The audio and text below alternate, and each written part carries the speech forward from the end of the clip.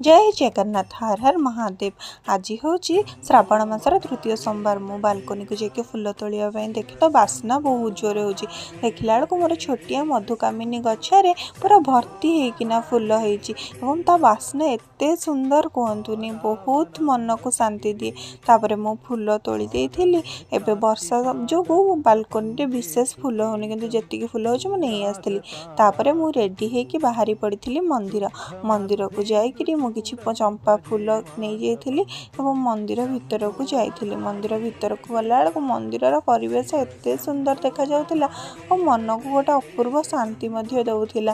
तापरे जाई मु मंदिर पूजा सारी बेढ़ा परिक्रमा कर सारा पर गोटे मनरे अपूर्व शांति धरी मु घर को फेरी। घर को जाकि तो फिर अलग सब कम सर अच्छी ना एवं घर पूजा कर अच्छी। देखु मो मनर खुशी आपण मैंने देखिकिना जानीपे। घर को आसला मोर घर गोटे जगार महादेव को स्थापन करी ठाकुर को मुझे जल अर्पण करी किछि समय सेठी मोर मनर कथा कही धूप दीप भोग देइथिली।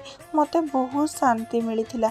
एमिति केबे केबे ना भगवान को पाई निज को समर्पण करदेले मन को बहुत शांति मिले।